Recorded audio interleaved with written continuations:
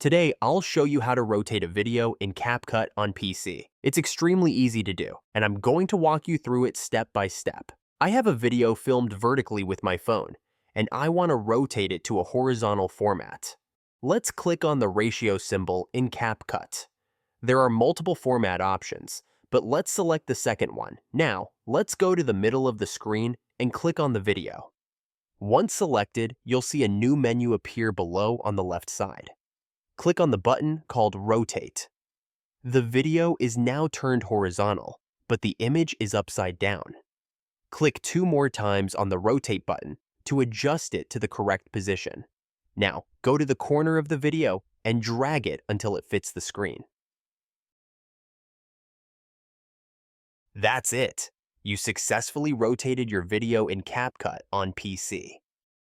If this video helped you, please give it a thumbs up. Thank you.